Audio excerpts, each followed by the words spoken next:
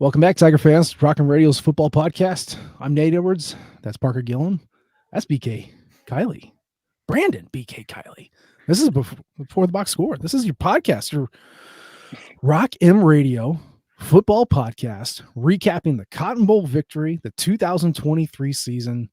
We're going to take your questions. We're going to come with opinions. We're going to bask in the glory that is this 2023 season. BK, welcome back. I think you remember how this works, so kind of feel it out. How you doing, man? I'm vaguely familiar. I appreciate you guys having me on as what I would consider to be an honored guest. Parker, it's a pleasure to be back with you guys. I'm doing well because Mizzou went out there and, yeah, it was not pretty for 3 quarters. But they took care of business, and they ended the season on a high note, and that's really all you could ask for, man. They did exactly what we were hoping for. It really did. Now, Parker, I was at the stadium. I was sitting with your boys, Jaden and Quentin, and all those guys. You were, I'm assuming, sitting in your basement somewhere, but you enjoyed the game, obviously. How are you doing today?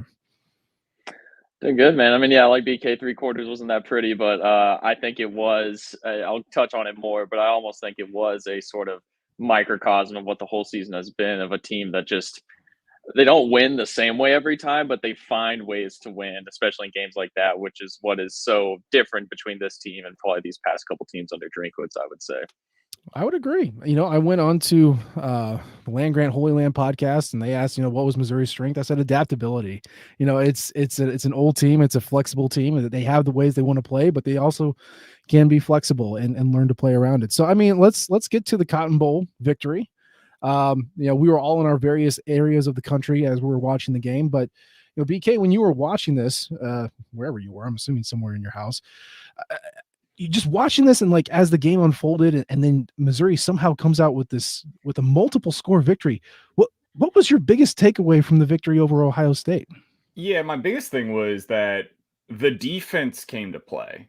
I know the offense ended up winning you the game, but the defense, much like it has for most of this season, bought you time. They allowed you the opportunity to be able to get back into that thing because, I mean, for all the talk of the opt-outs and the injuries and all of that, listen, Ohio State did not have a good quarterback. They didn't have a playable quarterback in that game. They did, however, have one of the best running backs in the country. And he finished the day with 19 carries for 72 yards. And 20 of those yards came on 1 carry.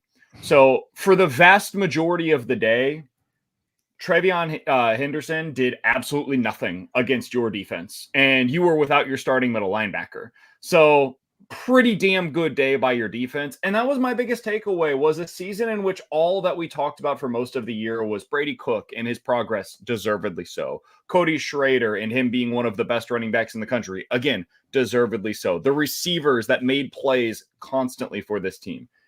It kept coming back to the defense making plays when you really needed it as the thing that, to me, set this team apart. Because so many years, Nate, we talked about this, and it was, the defense is good, the offense can't catch up. The offense is good, but you don't have the defense. Finally, in 2023, for the first time in 10 years, they had both going at the same time. The offense and the defense were playing complementary football. So that happened again on Friday night, and that is why they ended up winning. And like we all mentioned, it was a frustrating 3 quarters. Parker, you saw the same game we did. You had a different vantage point, between whether it's Cody Schrader, whether it's the offensive line coming around, whether it's the defense putting a stranglehold on Ohio State. What was your biggest takeaway from the win? I think, yeah, I kind of already touched on mine a little bit, and I'll get more into it in a second. But just to touch on BK's point real quick, too, just because I think that's a good one. And the fact that, Mizzou fans got so caught up, naturally so, in, improved offense this year. This is the big difference. This is what's going to push the program to the next level. And I feel like they got a little bit, not necessarily on purpose, but complacent with what this defense was, having known the standard it was at last year and just saying, it's going to be played at the same level. There's going to come a day and time in which you wish, man, I wish we could have those Blake Baker defenses, back running around things. So, I mean, you can't take for granted what that unit was able to do. And I think it was kind of a perfect curtain call for them this year to kind of remind everybody, hey, we are the backbone of this team. Yes, the offense has taken over at times, but we're kind of where this team has stopped and started over the past couple of years. But yeah, kind of what I mentioned earlier, just winning in a variety of ways. You kind of go through the schedule this year. start MTSU, you had to kind of grind out a kind of ugly defensive battle. Then you had the K-State game, which came down to the wire, fireworks, kind of had to go punch and counter punch. You go to St. Louis and kind of go back and forth with Memphis in an interesting game. Kentucky, obviously, it takes a bit of special teams magic. Going further, Tennessee defense shows up. Florida, you got the late game heroics. Then Ohio State, obviously, the defense again kind of dominated. So it's just so many different ways this team won games this year, whether it was, early in the year, Brady Cook and the passing offense were really flashing. Then Cody seemed to kind of lean on people late in the year. So I think a lot of that comes back to the culture that we've harped on these past couple of weeks that Drinkwitz has created. I think that's just it's a cliche, but a never quit, kind of never give up mantra is really within this team, and you see it on the field.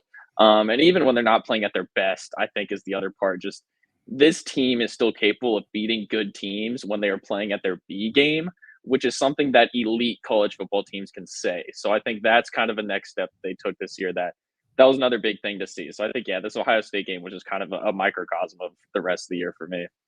Yeah, no, I agree. I think your point to the top 10 is really what speaks to me about this team is that, regardless of competition, they were not going to get blown off the field. They might not be, optimum circumstances. They might not be bringing their A game on both sides, but there is no way that it was a team that was going to pull away and just beat the heck out of them. They went up against the best player in college football and probably the best offense in college football and went shot for shot with them for 55 minutes before losing by 10. They go up against what is really probably the best team in the country in Georgia on the road and lose by 1 score. Like this is not a team that was going to get rolled over on. This is not a team that was going to back down. And, I will admit, when Ohio State had the first couple transfers, I was like, oh, okay, they're checked out. They're good.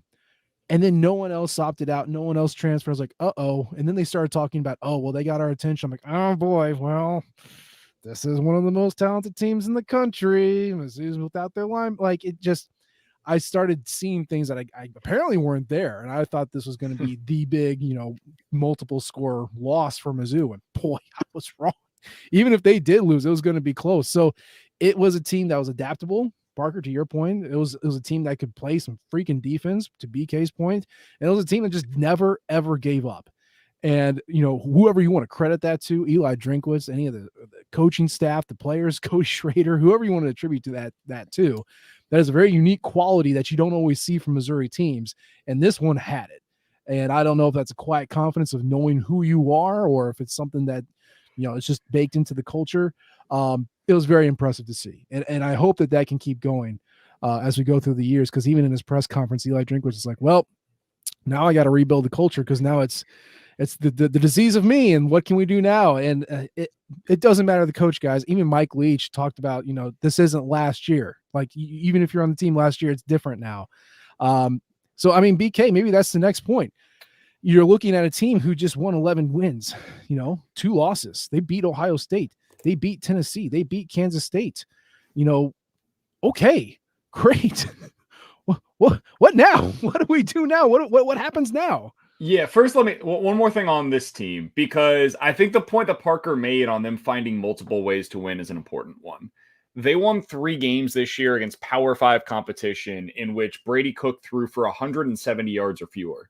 They also won 3 games this year against Power 5 competition in games in which Brady Cook threw for 330 yards or more. So, that speaks to the different ways that this team was able to win. They won in a shootout against Florida. They won 14-3 against Ohio State in this bowl game. Whatever you threw at them, they held Tennessee to 7 points and put up 200 yards on the ground with Cody Schrader. And then when they go up against South Carolina, they're throwing the ball across the yard for the first half. They just found ways to win. And I think that was the identity of this team, man, is they had gone through so much crap over the last few years. And it's the old Shawshank thing, right? You go through all the crap to get to the other side, and they finally made it to the other side. Those calluses that had built up for them allowed themselves to become this team that flourished this year. So what does that mean moving forward? It doesn't mean crap for them, man.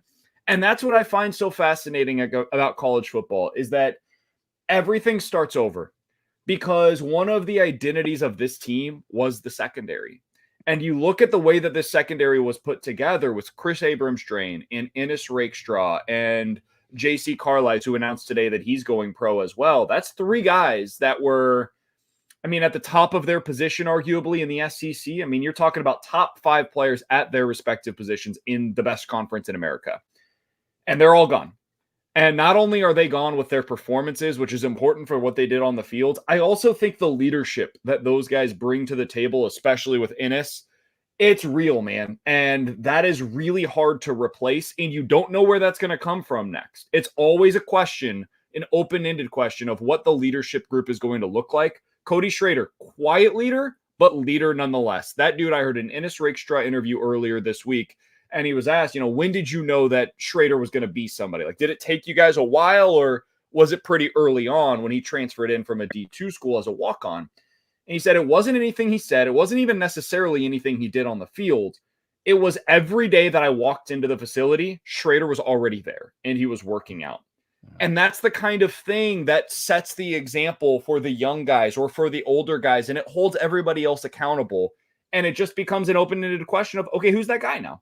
I'm not saying they won't have it, but you don't know yet. So I don't know what next year's team's going to be, man. The expectations are extraordinarily high, and they should be. But inside of that locker room, it becomes a question of, okay, who becomes the next group of leaders? And especially on the defensive side of the ball, I don't know. I don't know the answer to that yet. Yeah. I mean, Parker, I know you and I have talked about it. BK and I have talked about it, how the secondary is kind of that's going to be your layer of whether this defense is good or not. If you have experienced secondary, that goes such a long way. We have seen Marvin Burks. We have seen Philip Roche. We have seen, Trevez Johnson. Sidney Williams played with his, hair on fire during the bowl game, and he'll maybe come back. But like, you see the depth guys come in at secondary, but you still know that they weren't starting for a reason because you had these great guys. I mean, is there any concern for you, just based off of what we know so far with the secondary league? Is there any concern from you from a defensive regression starting next year? I mean, I think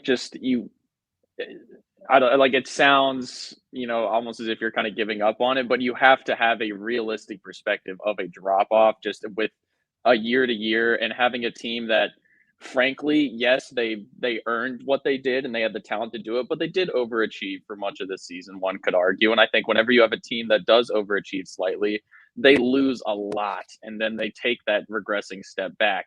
The issue becomes, how big is that step back? I think the great part about this program right now is that, and we'll touch more on it later, but just the depth, and more specifically the talent within the depth, is at a level that some of the best in the SEC is at in Columbia right now. And so I think you should be able to limit that drop off in the secondary, especially.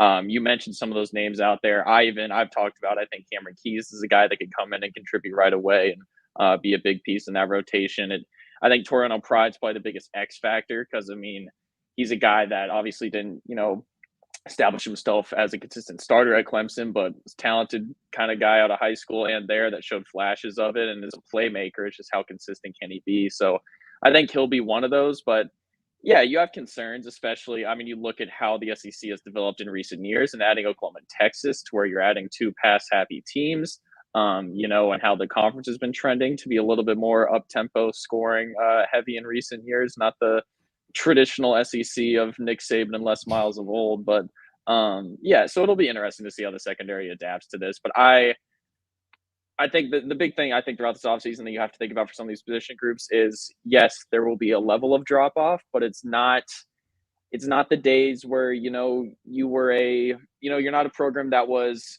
10 to 12 wins one year, then you're 5 to 7 the next. Mizzou's not at that level. Their floor is higher than that now, and I think that's what you're going to see, even if there is some level of it.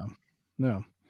Speaking of individual players, I mean, obviously, you can go through the game itself as kind of a like you said, kind of a representation of the season as a whole.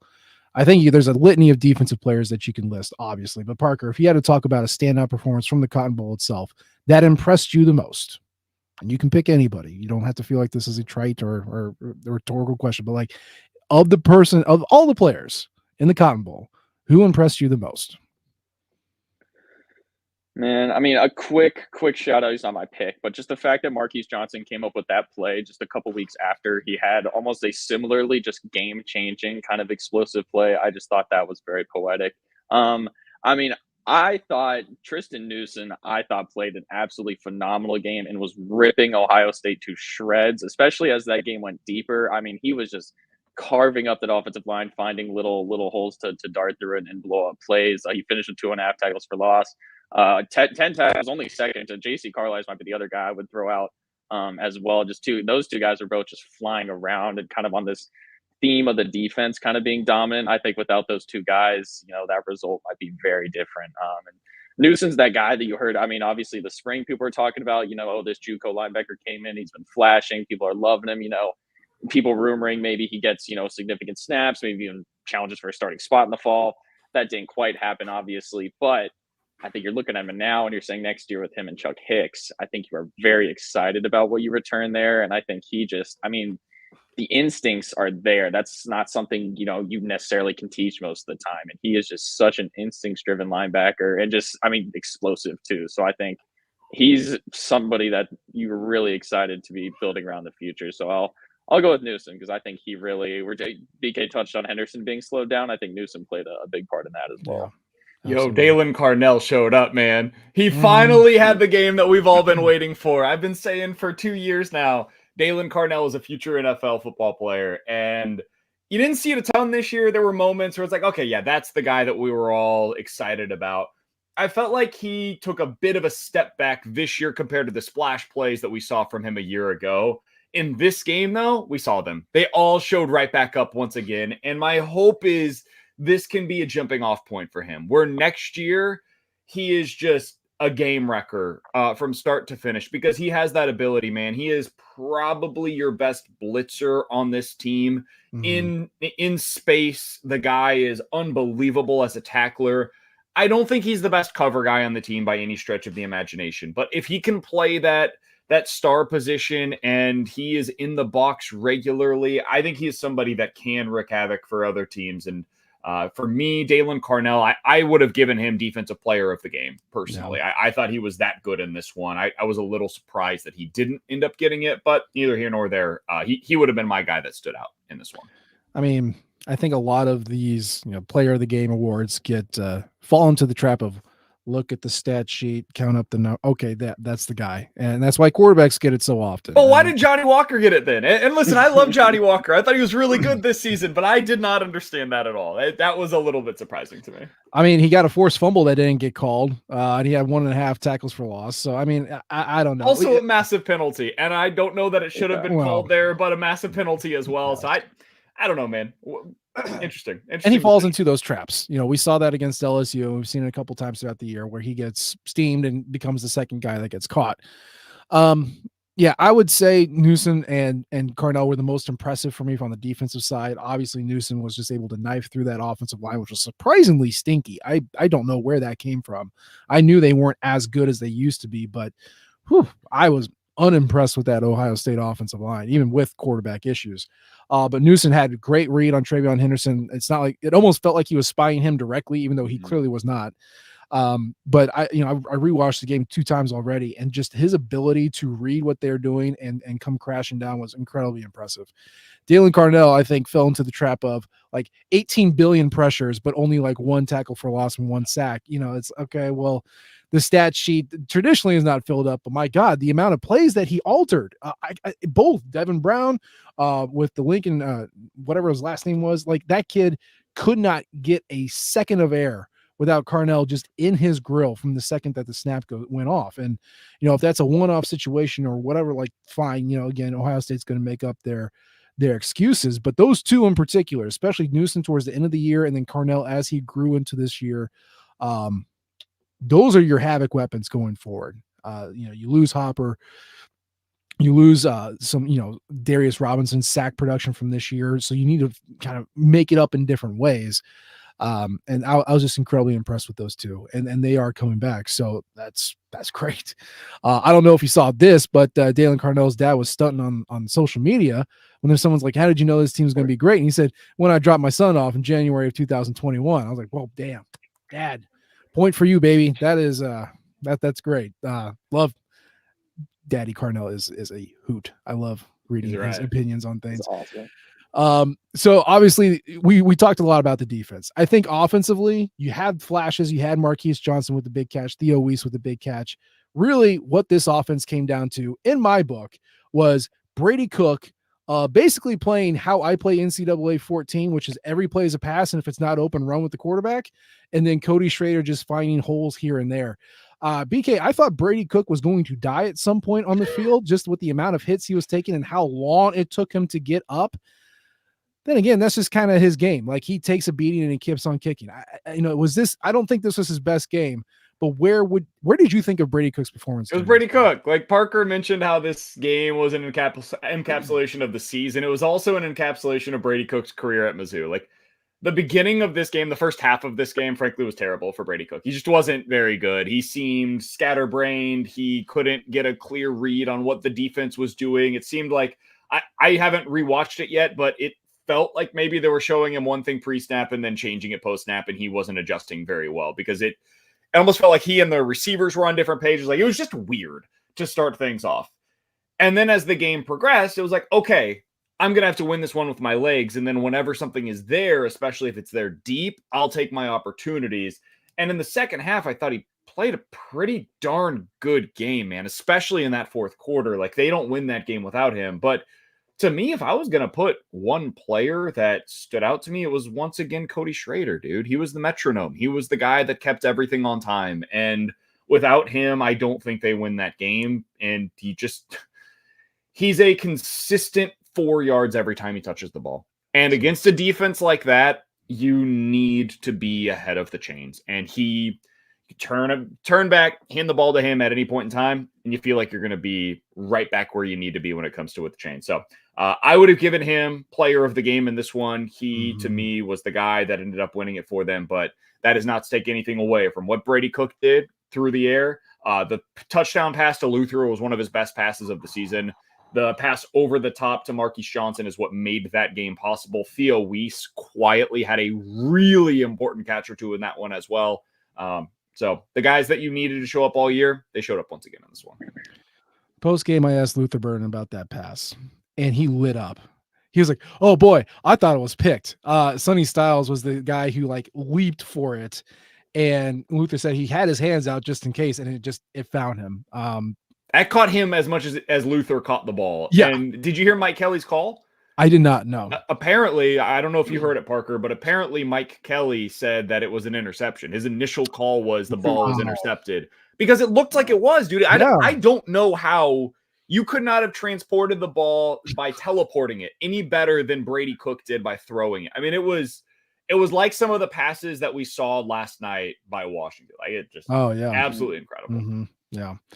So Parker, between Brady Cook like booing the offense until something finally came around, and Cody Schrader just doing Cody Schrader things, which one of those two was the most impressive to you, and why?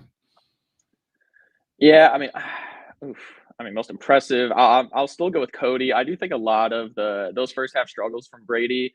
In watching him play, I think his internal clock that every quarterback has, it's usually set at about 2 or 3. If you got a good offensive line, maybe it's at 4 seconds.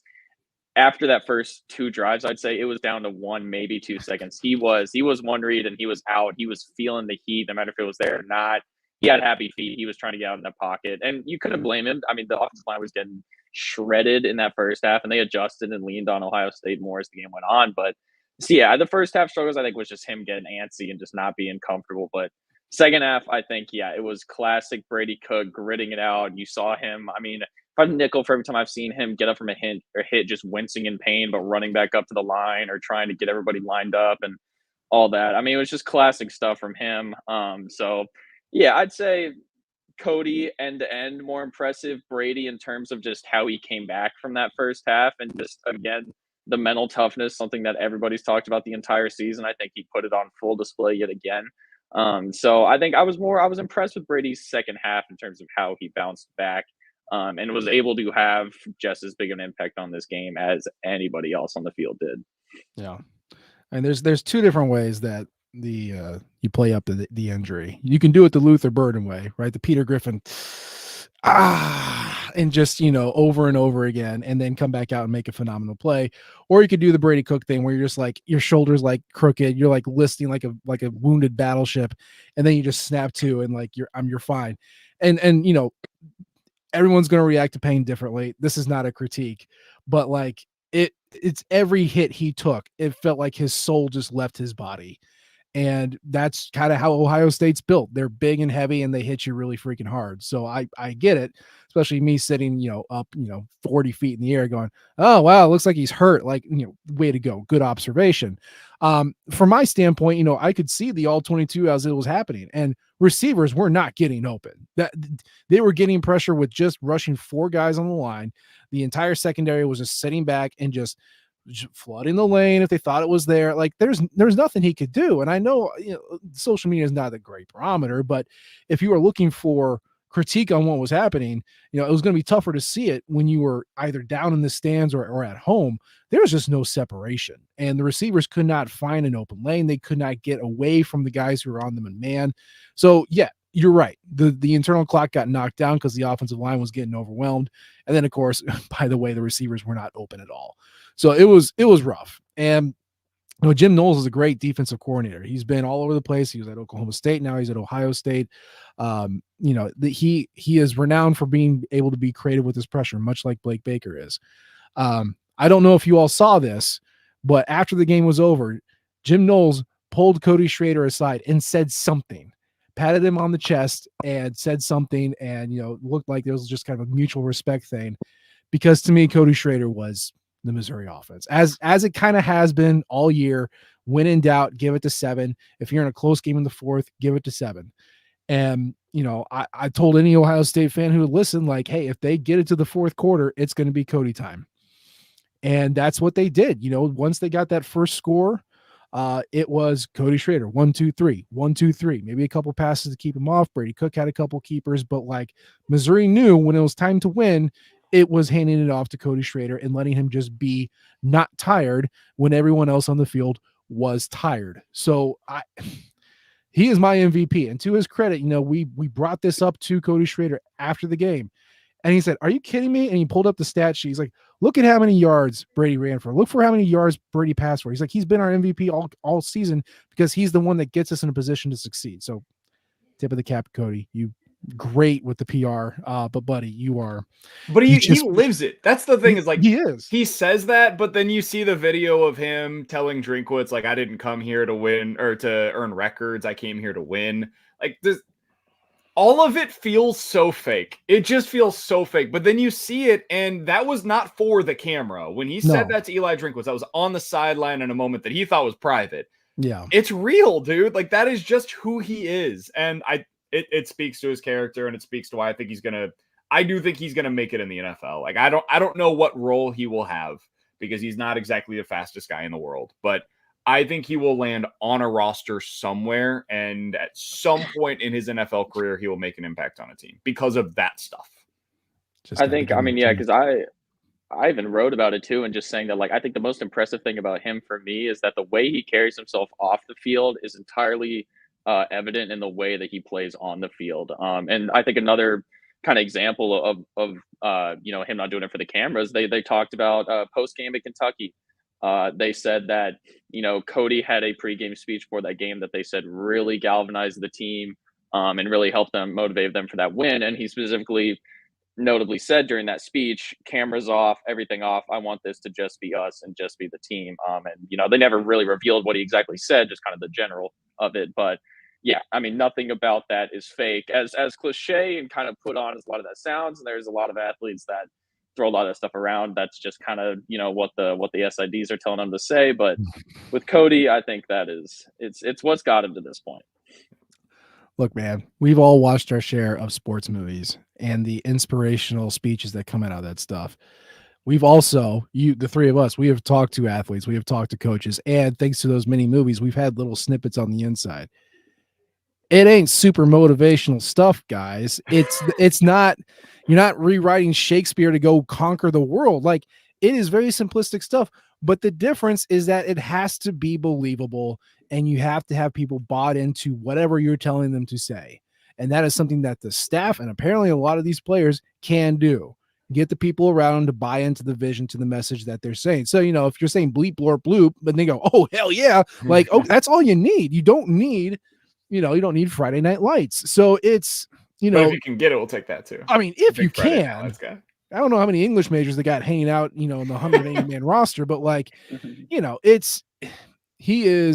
Cody Schrader is a culture guy. And to BK's point, he's not the fastest. He doesn't do a lot of different things really well. He even said it himself. I'm 5'9" slow guy. I'm a football player. And so he knows what he is. I think he's going to be a great interview. I certainly hope some team is going to give him a chance just to see, what they can do with him. Because I think he does have a unique talent of being bought into the culture, being a hardworking guy and a good example for other players to follow. So yeah, you get the victory 14-3. It was incredible. But apparently, even our radio broadcast thought that pass was intercepted, which is hilarious. I had no idea. An incredible moment. And, going into this, I've been pretty consistent. I think all of us have been pretty consistent that this game was going to be just a celebration of the year. Win or lose, it's not that you're playing the game. It's not that you're in the exhibition. It's that, win or lose, it's you got there. You got invited to the Cotton Bowl to play Ohio State. Now, after the victory and everything that means, all the players that missed it, all the injuries, the team, whatever, BK, do you still believe it was a celebration of the journey and that the game still doesn't mean much? People are going to get mad at me. And if one of you guys feels differently, I have no problem with it. And if anybody in our audience feels differently, I have no problem with that either. That's exactly what this was. Nothing more and nothing less. There is zero evidence that bowl games matter in recruiting at all. What matters is that you won 11 games this year. That matters. What matters is that you have proven now with this staff in place that you can send guys to the NFL. They're sending 6 different players to the Senior Bowl. That matters. What matters is that next year going into the season, you're bringing back the vast majority of your roster from a team that won 11 games and kids wants to come to play with other winners. What matters is that you have added so much talent to this roster that other guys wants to come play with guys that are already talented. Those are the things that you have a returning quarterback. Those are the things that matter. Beating Ohio State was awesome, dude. And nobody can ever take it away from you. And you should not think anything of what happened with their opt-outs, their injuries, etc. You had injuries too, guys. You had a couple of significant injuries on your defense, specifically with Ennis Rakestraw and Tyron Hopper. Those are not insignificant guys to lose in a game like this. That's 2 NFL players that did not play against a running back that is arguably the best in the country. So, no, do not apologize for this. But what did it mean? How important was it? It was what, the 1, 2, 3, probably 5th biggest win of the year in terms of importance. Ooh, wow. Like K-State was bigger. Yeah. I think Kentucky was bigger. I think Tennessee was bigger. And I think you can make an argument, given how it happened, that Florida was bigger. So, yeah, it was cool. I enjoyed the hell out of watching Missouri beat Ohio State and then seeing SVP open the post-game show with basically a 10-minute infomercial on Mizzou football. That was all great. What's it mean in the big picture? Not a whole lot. What did it mean when Mizzou beat Oklahoma State in the Cotton Bowl? What did it mean when Missouri beat Minnesota in the Citrus Bowl? Not all that much. It was cool that they got there, and then it was a celebration of those teams that earned it. Oh. Parker, any differing opinion here? Yeah, I'm on a similar boat, and I'm glad BK threw it out there first. But yeah, I probably have it as I rank it as the 5th biggest win as well, because if you don't get that Florida win, there's a massive what if at the end of the season, and fans are saying this team was capable of so much more, and you're not in the New Year's 6. So I just think in terms of the implications that the game's had, yeah, I'd say it's probably the 5th biggest win of the season, which sounds incredibly strange to say. But hey, you beat a blue blood, and it was your 5th best win. Good season, guys. Yeah, pretty good year. Great season. Great exactly. season. It's the level they're at now, though. It's the new era. But no, I think it was great to see. It was almost, it almost felt, Ohio State, not the most well-liked team in the country, obviously helps this, but it seemed like the country was cheering for Mizzou along with Mizzou fans. It was they were the people's champion that night, and when they were down 3-0, people were like, "Oh, no way are they about to do this?" And Ohio State's about to win this game. So I think, yeah, a celebration of this team. I was glad for just that group of individuals to be able to end, after especially those seniors and how they have gone through this entire rebuild, to be able to end it on a high note, regardless, and have confetti falling on you, I think was just a great full circle moment. But yeah, I mean, future of this program, I agree with BK. I think a lot of people bring up, oh, well, recruiting, bowl games can impact that. No, I think nowadays with all the opt outs and the way bowl games go, there's so many asterisks around them. There's no way any of your recruits really, keying in on that. So again, I think it's, in a way, for a lot of casual fans, you could have also said that Mizzou winning this game was, oh, nobody can deny that they were a great team this year. They beat a great team from other conference, etc. I think for a lot of the more in tune fans, they knew far beforehand that Missouri was a legitimate team this season. So again, celebration. Great to see them kind of demand that national respect. And be able to be one of the few teams that has won a New Year's Six bowl game as well, since they have been in existence. So again, I think it puts you, up there in that, amongst the names of the tops in college football right now, but it does nothing to say, oh, you were a better team than Ohio State this season, because both teams fully healthy. That game played neutral field. It's a coin toss in my eyes as of right now, but I think more often than not, Ohio State's coming out on top, to be fair. So, interesting. I disagree with that. You can play the hypotheticals for the rest of your life, because I think it's a close game. It's a fun one. Yeah, it was a great matchup, and I would also add this: like, you guys don't need national media to tell you how good your team is anymore. No, your team was really good this year. Like, dude, you do not need other people to just give you the same satisfaction of what you already know. You proved that by winning 10 games in the SEC.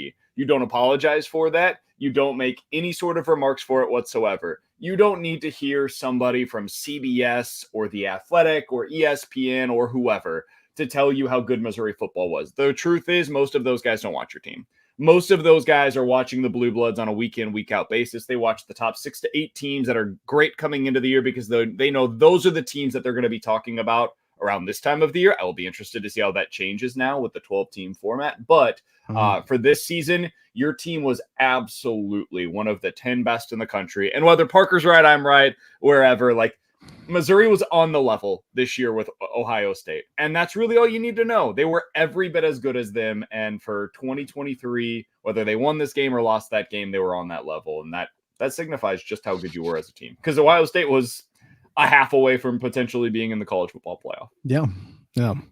If you're curious, and I am, SB Plus sees before this game happened, it sees Ohio State and Missouri at a neutral field as Ohio State with an 8-point favorite. Just FYI. Horrible. Just horrible. That's why SB Plus is trash, and Bill Connolly. That's why Bill Connolly's no longer running this site. Get out of here, you maroon. No, they also have Washington as the 11th best team in the country, and I'm done with the disrespect that has been thrown Washington's way. It's completely unfair. They are a 4.5-point underdog against Michigan. I understand Michigan is a really good football team. Washington was also like a 7.5-point underdog against Oregon, and they beat them not once but twice this year, including an absolute blowout. So that's because greater than. They keep hitting on big plays, and everyone's like, they're going to run out at some point.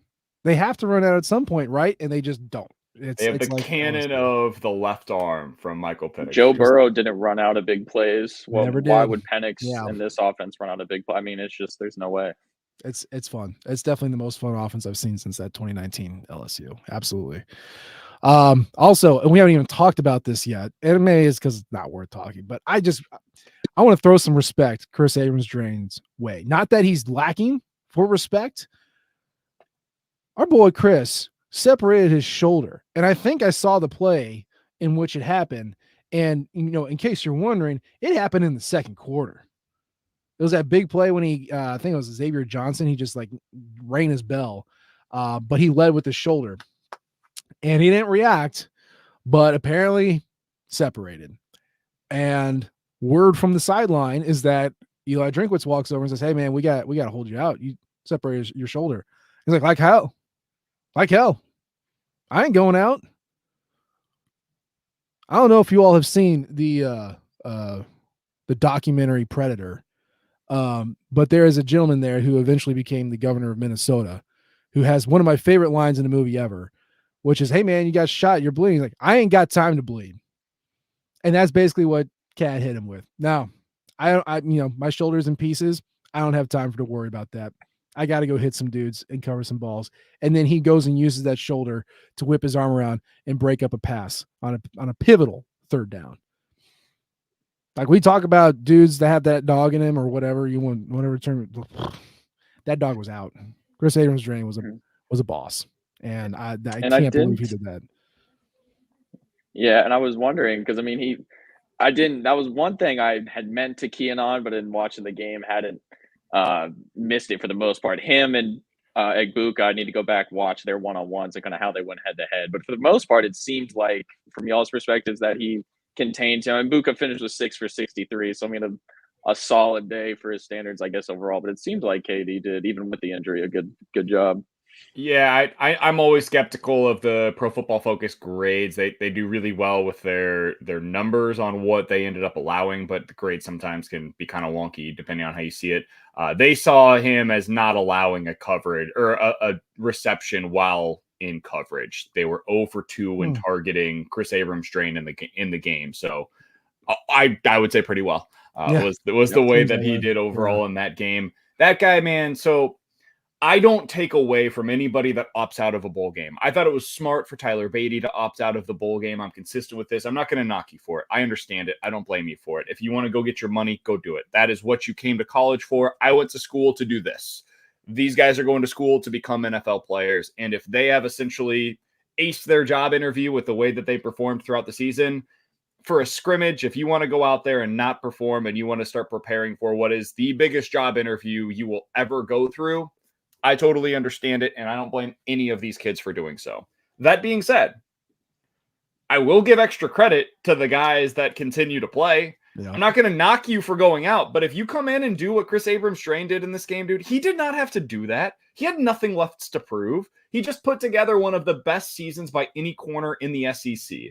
And then you go out there against a blue blood in Ohio State where, yeah, I understand Marvin Harrison Jr. is not out there. They've still got some dudes out there at wide receiver. Now, they might not have had a quarterback to get it to them, but they had dudes at receiver. Yeah. And against a lot of teams, you're just throwing bubbles and you're just going to go ahead and let those guys go to work. You can't do that against this Missouri team because the corners are capable and willing of tackling at the line of scrimmage. So I just love that, man. It's such a great representation of who Chris Abrams-Draine is because that dude just kept coming. He switched positions upon his arrival at Mizzou and almost immediately upon arriving was a really good cover corner and then continued to do so for the next 3 seasons at Mizzou. So credit to him. I loved watching him play, man. And it's probably the position that I'm most concerned about next year because of what they got from Chris Abrams-Draine this season. He was a legit shutdown corner from start to finish. He really was. No, it's wild. I remember, BK, I remember you and I podcasting after the Mississippi State debacle when COVID basically took out the entire secondary. The forgotten game. I always forget that they played. I always forget that happens. Walk-on Devin Butler was starting. They had to put Chris Abrams-Draine at corner. They had to. And I remember sitting here going, we had wide receivers playing corner. What did you expect to happen? And you think back, 4 years ago, if that didn't happen, would he have gotten a shot, at corner? Well, I mean, you never know how these things go in practice, but I don't know. And so the terrible, crappy thing that happened during the dumbest season on the world, it gave us Chris Abrams-Draine shutdown corner, potential, top 3 round draft pick.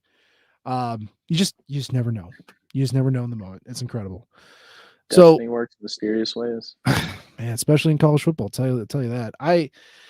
We talked a little bit about what this all means, and obviously one last thing on that before we move on from it, Nate. The other thing to keep in mind, Chris Abrams-Draine was not a heralded recruit. No, this was a guy that came in as a 3-star recruit for Mizzou and was nobody's definition of like an exciting player that you were like holding your breath to see on the football field. He came in and earned his way onto the field. So that's the other thing that I think always stood out to me about him is you've got all these guys that come in with all of this excitement, and there's Chris Abrams-Draine just working his way onto the field. So good for him. Yeah, Ennis Rakestraw was always kind of the harbinger of recruiting success, right? It's on the banner on the Rock M Nation Twitter handle. Like this, it was a big deal. That was Eli Drinkwitz's first big win. But then Chris Abrams-Draine represents this other side, because I know we've thrown shade at like, hey, where's the development for this staff? Chris Abrams-Draine is a prime example of that, where he can start as a slot receiver and turn into a corner. And yeah, he might not be as heralded, but there are times this year where I thought he was the best corner on the team. So like it's wild to see that. Parker, what were you going to say? I was going to say, it's also funny, just the side point with that Jacob Peeler, wide receivers coach for Mizzou right now, recruited him while Peeler was at Ole Miss as wide receivers coach there. Nice. Also recruited him to Oxford while he was there, and just kind of hearing about them laugh about that now is quite funny. That's fun. Yeah. Best corner duo that we've seen at Mizzou, Nate? Man, for a long time, it was Carl Geddes and Kevin Rutland, which was 2010. I think these guys surpassed them easily. I think so too. Maybe you have a soft spot for a Caleb Evans and Allie Green, but like, no, I think this is way like, better. Far and away better than them. Yeah, way better. So, we talked about like this game doesn't mean much. There's no recruit sitting on his couch who never considered Mizzou and then flips it on to ESPN one night and goes, oh yeah, I want to give him a call. I want to play like that. No. You notice him because of the wins. So we head into this season. We head into the off season. It's already working. We already got our recruits coming in. We are working the transfer portal. The staffs just cannot get a break ever, which that's what the money's for. So don't cry too much for them. But what are long-term projections for college football anymore? Even in the old days, you had to turn over 15, 20, 25% of your roster every year just because seniors graduating. Now you add on top of that, transfer portals out, early entrance to the NFL, portaling in. It's such a unique thing.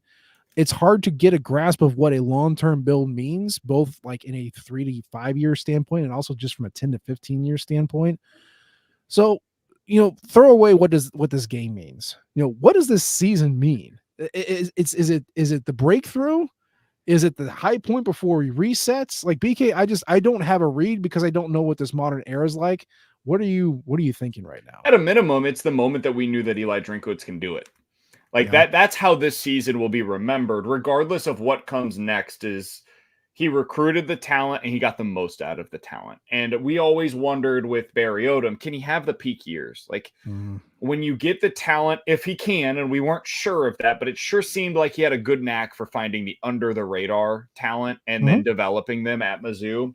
So if he was able to do that and continuously do so, which is a really hard thing to do in college football, but some guys can. We saw it in K-State. We saw it at Mizzou with Gary Pinklett. It's possible. It's just a hard way to go about it. Can you get the peak years out of it? And then we found out in 2018, the answer was no. It was a definitive, absolutely not. And it's always fun when you get these seasons to fun or exhausting, depending on which direction it goes, to learn which way your coach is going to head. And it requires a lot of luck. It requires a lot of health, and it requires a lot of good fortune. Like, for example, I don't know what happens this season if Harrison Mevis misses that kick against K-State. I don't know what happens this season if you don't complete a pass from your punter to a true freshman on the road when down by multiple scores at Kentucky. Like, these are the things that can alter the course of not just a season, but a coaching tenure. And for Eli Drinkwitz, all of that went in the right direction. And what you learned is he can have an 11-win season at Mizzou. You can play in the SEC against the best of the best. And with his dudes against their dudes, he can get out on top, not only more often than not, but 10 out of the 12 times that he does so. And then he can go to a bowl game and beat Ohio State. So that to me is going to be the lasting legacy of this season. Is it was the moment when you knew you've got the guy. There are no longer any questions about that. We don't need to talk about his job status. Now it's a matter of, okay, what does he do with it next? What is the next step from this? But we now know if he's got the right dudes in place, he can win 10 plus games. Parker, what was your takeaway from this entire 11-2 campaign? I mean, I think BK hit it nail on the head. that would probably be my main one, I would say, and just the breakthrough year in which you kind of put all those doubts to rest. I think another a major theme that was more of an off the field one this season, but I think it's safe to say now, if it wasn't said prior to this year, but that Missouri is, and it feels weird for me to say, a recruiting and transfer portal powerhouse. They are one of the top in the country in terms of sought after places for either. I think transfer portal probably more so as of right now, just based on the recent success from a couple guys, but they are competing consistently with blue bloods. I think you saw Luther Burden come in a couple years ago, and you're like, that's great. And that's amazing that he was able to pull that off. But is that just a flash of the pan? Is that just him landing one big name guy, and then they're going to go back to the normal, underrated 3 and 4 star guys? Then you landed Winery, and then you're landing all these the Florida kids you're landing, and you're reaching in other states, and, you're seeing these other fan bases that are saying, why is Mizzou landing these kids over us? The early transfer portal wins you've already seen so far, you're literally just checking the boxes of your shopping cart of what positions you need. Boom, let me take a top 5 guy here, top 5 guy here. I think that's the biggest takeaway for me, is that they are, they're able to walk into people's living rooms nowadays, and it's not just them having to sell themselves to the recruit. It's now really vice versa, and them not being able to take everybody. So, and I think that links through to another big takeaway from this season is, the depth is there now. The recruiting success has led to that depth being there, to where you had some major injuries this season, but it didn't just kill your hopes. You had guys step in, you had freshmen step in important scenarios this year, and backups. I think at linebacker was one of the biggest examples of that, seeing Hicks and Newsom be able to step up when Bailey and Hopper were so hurt through the rest of the year.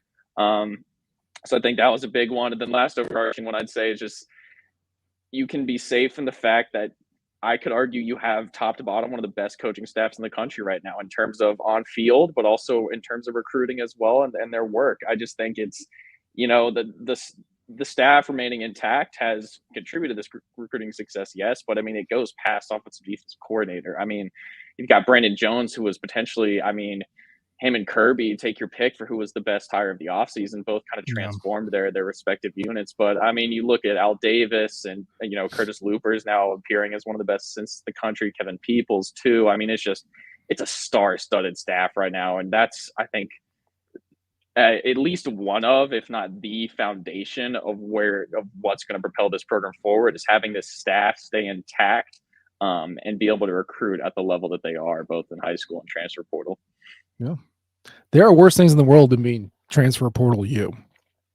I know Ole Miss is trying to steal that crown away, but oh boy. Crazy.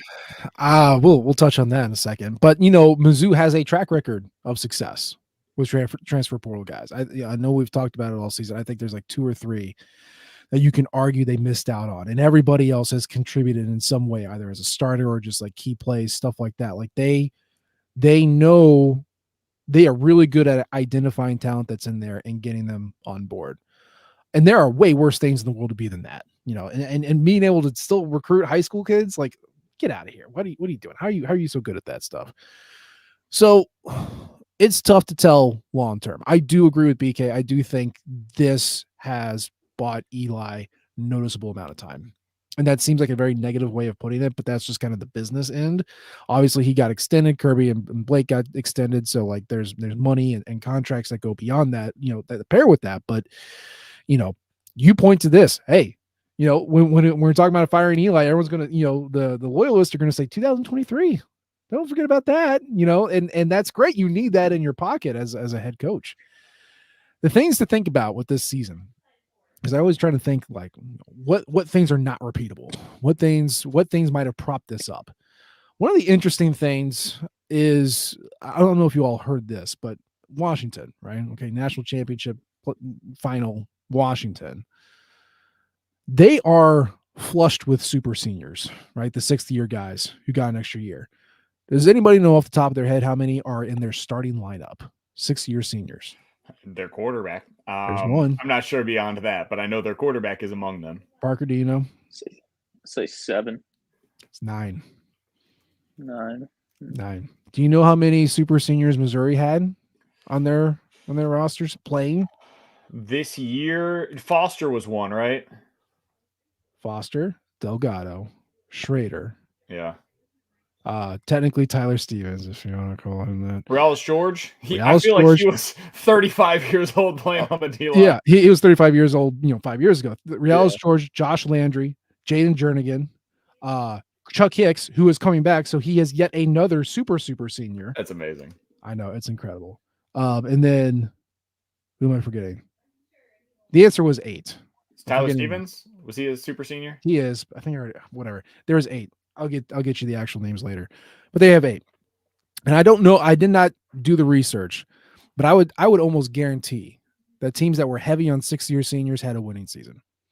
And then if you pair that with a couple 5-stars, good coordinators, a little bit of luck, maybe that was enough to get a team that is viewed as middling or maybe shouldn't be there over the hump over teams that, do elite recruiting, but they're all 2-3-year-old guys. Okay.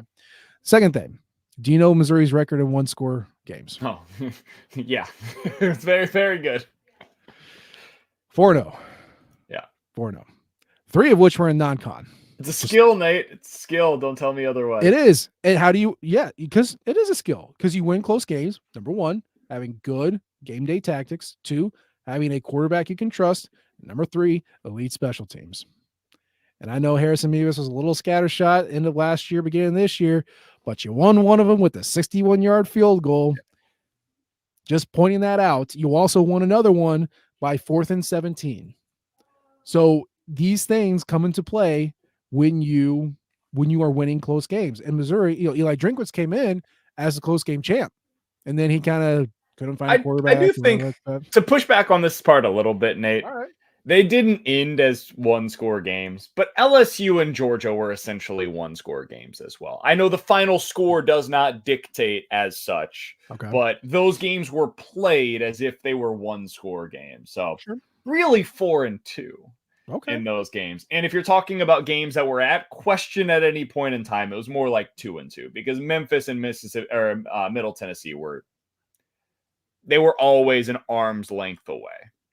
Middle Tennessee, they were an arm's length away. Really? Are you sure you're not candy coating that one? Yeah, I think they were always at least an arm's length away. And Missouri never really Missouri didn't get the good stuff out. And if I believe that if they ever needed to get the good stuff out in the second half, I think they would have. Okay. If they felt like that game was in question. Parker, am I smoking something I shouldn't, or am I on board here with the close game magic? Yes, I think it was. For the most part, yes, I think this team, you saw a night and day difference between the story of 2022 being can't win a close game to save your life. This story this season being, all right, they figured out how to win some close games. I am on BK's side, though, in saying that LSU and Georgia were 1-score games. I mean, those were games that you had a chance to win with under 5 minutes to go. I think that's really in my head. I think that's how I view a 1-score game is, did you have a chance to win with under 5 minutes left or lose? Could go no either matter way. How it went. Was it in play for either team? Yeah. Okay. Ohio State, is that a 1-score game? Oh, you could have mentioned that. Yeah, you could have thrown that one in there. I would put that into like a separate category because it's bowl game, all that different stuff. Sure. But yeah, you can throw that in there too if you want to. So 3-2 in 1-score games this year, essentially. 5-2. 3-2 in games that mattered that were 1-score. Okay, fine. Jeez, I bring you back into my house and you just crap all over my opinion. That's what I'm here to do, my man. That's what I'm here for. I think the major thing is you compare it to last year where you were 1-4, 2-4 in 1-score games. That's your big difference. Yeah. Yep, that's the one. How much of that is just turnovers too? Like you think back to the games that they lost in those situations, and it was typically a turnover at the exact wrong time that led to their loss. And that was both this year and last. Like you think about the Auburn game, for example, which will just flash in my nightmares for the rest of my life. It was just the exact wrong plays at the exact wrong time over and over and over again. Yeah. So, I mean, I'm glad you brought that up because that's my next point. Turnover luck plays into this too. Last year, Missouri was -3 in turnovers. They really should have been worse. They should have been better. They should have been like +3. They were -3 in 2022. Their turnover luck was awful. This year, they were both lucky and unlucky because they should have been at +14 on the year, and they ended up +9. Makes a difference. So let's review. You have a super old team. You're really good in 1-score games, potentially because of being super lucky in the turnover department. And then you've kept the staff around. Yes, you brought in a new O-line coach. Yes, you brought in a new coordinator. I understand that. But you are keeping them for another year. There's a good amount of staff continuity. Drinkwitz has shown that he can make a terrible defensive coordinator hire, and he can keep one pretty good one and then make a really good one as well. Your reward of making good hires is that you have to make more good hires. And Gary Pinkel was pretty good at doing that, especially filling out in the assistant pool. That's my other question. Did he get lucky? Which one was true? Right? Was Steve the actual Eli hire, or is Blake the actual Eli hire? And I don't have that answer because it sounds like Blake's probably going to be gone next year, just with the amount of buzz. In the post game, he said that Blake Baker turned down multiple defensive coordinator offers while he was leading his kid to the Super Bowl in the 6-year-old Pee Wee Football League. And of course, Kirby Moore's, he's very young, but there's a lot of people going, like that guy. And there's a lot of teams that I can think of who need a nice young offensive coordinator. So I would just assume that they're going to be gone after this year. So then what? And so it's odd, and it's really tough to tell from a long-term projection standpoint. I'm not trying to, rain on a happy parade here, but like, these are things that you're wondering when you're thinking, okay, can they do this again? Can it be replicated? Are there bones that they're relying on to get there? Or is this a flash in the pan? And BK, I'd like to think they're good bones, but I'm not totally convinced yet. So I guess, are you asking for next year, or are you asking like long-term? Next year, the year after that, the year after that. Because I think they're two different conversations. They are. Next year, I feel really good about where this team is at. Playoff. You're bringing back your quarterback. You're bringing back one of the most dynamic players in the country in Luther Burden. Like, most of your offensive line is returning, and you're adding in a blue chipper to play at one of the spots that you're losing a guy like that. I feel pretty good about how, and like you mentioned with the coaching staff, you're bringing back, as far as we know, basically the entirety of the staff. Long term, I think all of what you're saying here is really where the question comes in, because, man, we still have no idea what the quarterback position looks like after Brady Cook leaves. Yep. Long term, I think you're in a pretty good spot at receiver, because we have now seen this staff is capable of both getting the right dudes and then developing them once they arrive on campus. They did it with Dom Lovett. They did it with Mookie Cooper. They did it with Theo Weiss. They did it with Luther Burden. Now they are doing it with Marquise Johnson, who I, honest to God, think is a future NFL player. I think that dude is like a top 50 pick 3 years from now. But I think that's really where the question comes into play, is 2 years from now, what does that season look like when you have so much instability for the first time in really, like, at that point, 2.5, almost 3 years? That is where my questions will start to rise again. But for next year, despite the luck with injuries, despite the luck with the staffing, despite the luck with the one-score games, fortune, whatever you want to call it, I feel really good about where this team is at going into 2024. Really good. So Parker, BK, and I are a playoff or bust 2024. Unclear after that. Where do you stand with this team? 100%. Yeah, playoff next year. I'm totally on that track. But I do think, and I mean, this is just kind of reiterating, but for a program like Missouri, where you don't, it's a tradition of, you have this, one flashy season, and then maybe it's 5 to 6 years of back down to 500 level play, roughly.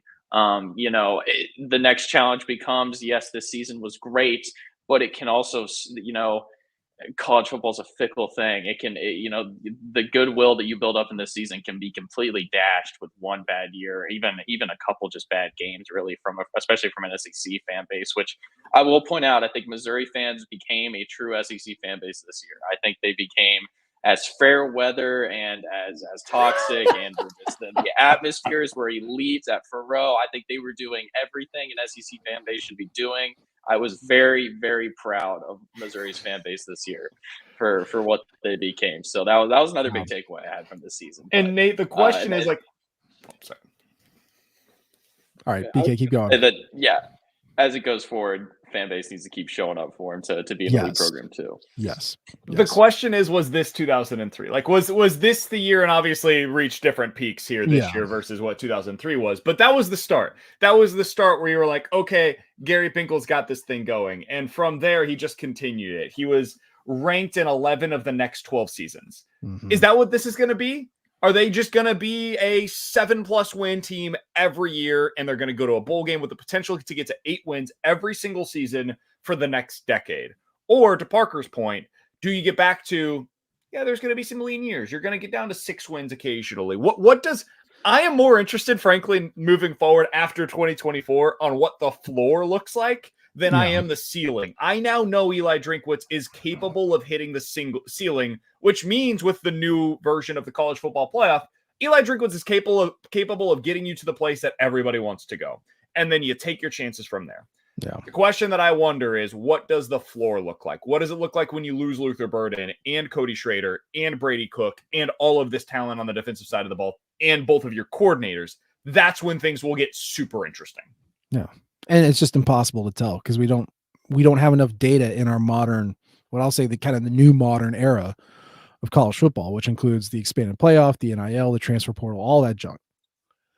I don't know. And I think, after the game, I retweeted a guy who's a Georgia football insider.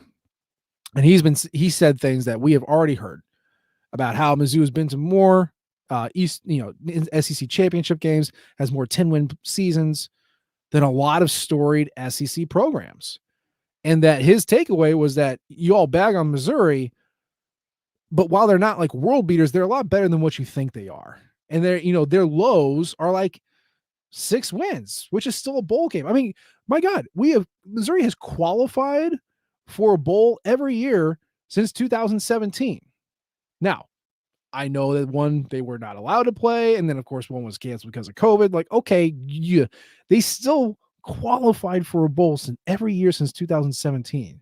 That's not something that a lot of SEC programs can say. So what you're saying is like, Missouri and the SEC, the floor on average is 6 wins. Yes, you have a 5 here or there or 4 there, but like it's 6 wins. So I don't think that's really changed all that much. On the opposite side, and this goes back to Ole Miss, especially with Missouri and the NIL. Ole Miss, I feel like, is a phenomenal test case next year because there is some thought that in our current era with NIL, with the portal, that a team that recruits well, performs okay, kind of middle of the pack, but has a decent war chest, can invest in a season with a really soft schedule, portal in a bunch of dudes, bring them in real quick. It's like going, free agent shopping in the NFL, just load up on some guys for a 1-year, 2-year rental and go all into the playoff and then see what happens. And they're not elite recruiters. They're not elite programs, but they're ones that can punch above their weight a little bit, have a decent history, decent chest, and like just go all in on certain years. And I don't know if that's the case. It's a really interesting story. It's a great anecdote. I don't know if it's true. And we all just got to watch Ole Miss next year and see what that happens, which BK, I know you're going to be watching Ole Miss next year. You don't even have to tell me that. I am so excited to see what they look like. I also think we have no idea what the future of NIL or the portal or any of this looks like. Like right now it's the Wild West, and I commend all of the teams that are taking advantage of the opportunity that is in front of them.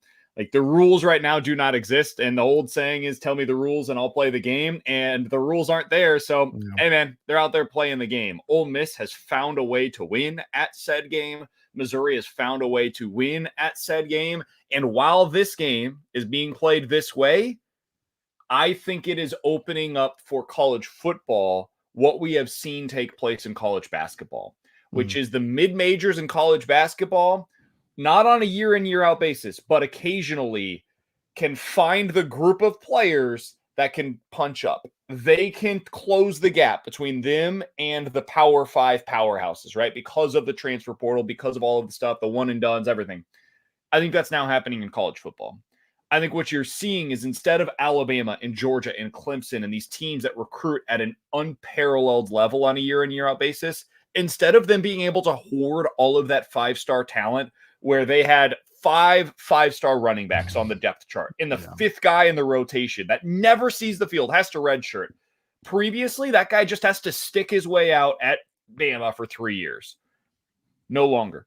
That dude, if he ends up being the 5th guy on the depth chart, the next year he's transferring out saying, peace, I'm out of here. I thought I could do it. I believed in myself because I was the best running back in the country. Well, I couldn't do it. I couldn't make it here after 1 year. I'm going to go transfer to Ole Miss. I'm going to transfer to Mizzou. I'm going to go become the number 1 guy elsewhere and take my chances there. That didn't happen 5-7 years ago, dude. While Nick Saban was going on his run, he didn't have to worry about that. Dabo didn't have to worry about that. Now they do. Georgia right now has 20 transfers in the portal. Among those 20, 8 of them were 4 stars. Yeah. That is the difference between what is happening now and what used to take place. And Missouri's taking advantage of it. They deserve a lot of credit for doing so. They've got to keep doing so while the rules exist as they do. Parker, your thoughts on this?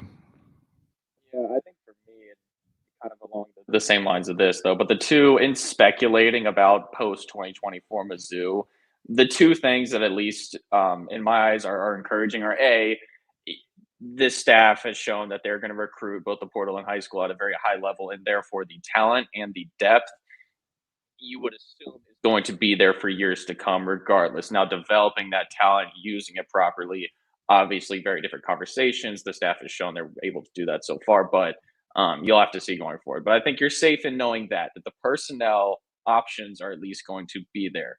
I think the second thing that BK pretty much just kind of touched on entirely is that this staff, especially Drinkins himself and the athletic department as a whole, really, Desiree Francois, shouting out to her, but just have shown that they're willing to be on the cutting edge of everything, no matter what. They are not afraid. They are not afraid to take risks with NIL and the transfer portal. Getting the state legislation involved, obviously. So much the renovations going on and stuff. I just think you're safe in the fact that you have a leg department that is entirely backing this football program and is willing to pretty much, as shown, do whatever it takes to get this program to the level that this fan base and everybody inside that facility wants it to be at. So I think those two things combined, it do give you the hope that yes, that floor will continue to be relatively high and that ceiling will continue to be, you can get those 10+ win seasons. So in my eyes, yes, I do think this program treads water well, but there's, as we touched on, there's a ton of what ifs. And also I think another thing you have to point out, and that not a lot of SEC fans love to hear at this point, with Oklahoma and Texas entering the mix, you have to look yourself in the mirror and say, are you better than them? In which case, fine. If you're worse than them on a year in, year out basis, you are chalking yourself up 1 to 2 more losses every single season. Is Mizzou knocked down a peg by those two? That also remains to be seen. Oklahoma is the one that's about to get knocked down a peg because they apparently have not gotten the memo that NIL is a thing, and until they do, they are going to be in a world of trouble. One other thing that I would add on this, Nate, all of what we're talking about here is why I think Missouri is a really, really, really good job for a guy like Eli Drinkwitz right now. Yeah. I think there are some Mizzou fans that in the back of their mind are wondering, like, okay, he just signed this extension, but we all know none of this matters and the rules are made up. And if he wants to leave, he can. These are the famous last words, and God only knows if like Nick Saban leaves next year and he's offered the Alabama job, like who knows, right? All bets are off. But I think this is a better job right now than it has ever been before. Yes. Because of everything that we're talking about with the NIL opportunities, with what Parker said, with the administration now finally being on track and being pushing things in the modern direction of where college football is going, and they're investing. They are investing in the football program in a way, assistance-wise, the actual head coach-wise, they have never done previously. The facilities have been renovated now. Like, everything is such. And by the way, the pressure is not what it is at a place like Alabama or Ohio State, etc. If you win 8 games every year, man, they're building the statue for you out front. They might rename part of the field or something after you. Like you have some serious legacy in play at Mizzou if you do that. And if you have a couple of years where you like go to the college football playoff, dude, go down as the greatest coach in the history of the program. And you remember that way. If you don't beat Michigan and go undefeated every year at Ohio State, you're on the verge of getting fired, as we have learned this year with Ryan Day, who lost 1 game in the regular season and is going to enter the season next year on the hot seat for Ohio State. That dude's been to the college football playoff like 2 years ago. He consistently churns out NFL talent at every offensive position. It does not matter for those fans, dude. So I say all of that to say this. I don't think you are as at risk of losing somebody like Eli Drinkwitz in the modern era of college football as you would have been if this exact same scenario presented itself at Mizzou 10 years ago. I think because of everything that's happening around them, because of what they have done to invest, Eli Drinkwitz is actually at a job that is about as good as you can ask for if you're a coach that wants to win, but also wants job security. This is a really good place for all of that right now. Yeah, it's tough to beat because even Kentucky, even with their lack of carrying, apparently it's tough to get players to go to Kentucky. So, it is a very happy medium. I can't believe that's true. Our team is a happy medium with a coach that could stay here for a long time. And that you want to be here. And you want him to be here. That's the best part. Yeah. God, he's so much funnier when he's winning, isn't he? God, he's just, it's beautiful. So man, we've gone for an hour and 15 minutes. That's a pretty good amount of time, but let's get some closing thoughts. Obviously, we've talked a lot today about the game, about the players, about what it means in the immediate term and the long term. We're feeling good. Everything's rosy when you win your last game, but Parker, what's your last thought? Your last thoughts on this season, wherever you want to take it, players, game, coaches, whatever. What are your last thoughts on this season? I'll go in on two just kind of points that I didn't get to bring up, and then just kind of have an overall closing thing. I think first and foremost, and I've struggled with kind of the right term I want to use for it, but when you look in the dictionary from now on and you look at either project QB or developmental QB, what have you, whatever term you like to use, you're going to see Brady Cook pop up in that, just in terms of a guy starting out his career at one point and finishing it at, well, still not finished it, but come an incredibly long way in one period of time. I think he is just going to be the poster child for seeing a guy develop from, when he first arrived on campus, obviously not a guy that was capable of reading SEC defenses or physically even competing out there on that field. Now he was dicing them up this season. So I think that is just something that you're going to take notice of. And I also want to shout out the unsung heroes of the team over the past 2 seasons. That 4-man defensive tackle rotation. They don't get the numbers. No. They have not. No. They have never really been the stars of the show. But Realist George, Christian Williams, Josh Landry, Jaden Jernigan have done the dirty work for that defense for 2 years now. Have been great individuals also off the field. And talking to them, Christian Williams, the smiliest guy, probably second to Darius Robinson I've ever met. But shouting out those 4 guys just because they did a ton of work. And then just on a personal note, just kind of, this was my senior year, and I had entered college being like, I want one team. I want to be able to be on campus and be in feel the buzz of a team that everybody's behind. Like, my favorite thing was having all these friends that couldn't give a lick about sports any other time, but they were Mizzou students this season, and therefore they were at all those games and they were loving it. I was just happy to be able to get that in my final year. So part of the fan in me thanks Eli Drinkwitz and this team for delivering that. I love it. That's a good student perspective. It's nice to be able to talk to your peers about what you do. And you're like, yeah, I can tell you a little bit about this, and just have that shared experience. That's all what college is. The shared experience, building those memories. Absolutely. BK, final thoughts, man. It was one of the most fun teams that I've had the pleasure of watching on a weekly basis, regardless of sport, regardless of level. I just enjoyed the hell out of this season. The moments that they gave us, the stories that you were able to read about from guys like Parker, just this team. I don't think it was the best team that we have seen. I think people are conflating really good with excellent, and this team was really, really good. I don't think it was at the level of 2007. I do not believe that it was at the level of 2013. I think it was close, but I don't think it reached the level of either of those two teams. That being said, that doesn't take away for anything that they were able to accomplish this season.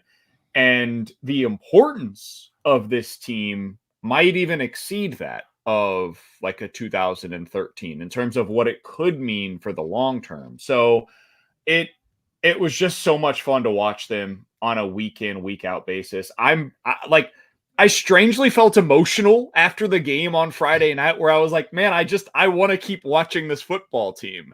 And now we don't have the opportunity to do that. And the only thing that I can really remember that was similar to this was the 2014 Royals, who ended up going to the World Series. And it was just like this totally unforeseen run by a team that was 48-50 at one point that year, ends up going on this miraculous run in the postseason, and they get to the World Series Game 7 and they lose, and it's just over. And it's just the finality of it all just hits you at once. And you're like, oh, damn, that's it. That's all there is to this. But 2015, they come back and they win the World Series. So hopefully, much like 2014 to 2015 with the Royals, 2024 will be the year in which they capitalize on everything that they were able to start to build this season. I would add this, though. It's going to be different. When you have expectations, everything changes. Mm-hmm. The wins become relief.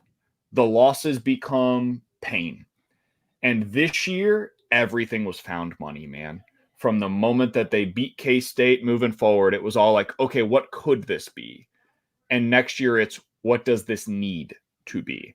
So it will feel different as you're watching it. That is normal. What you are feeling is just the way that things go with expectations in sports. But for me, this season, because it was so unexpected for them to have such a great season and to do it the way that they did, it was special, man. And it's as much fun as I've had watching any Mizzou team in my time watching Missouri sports of any level. So that's what I'm going to remember them for, just how much fun it was to watch.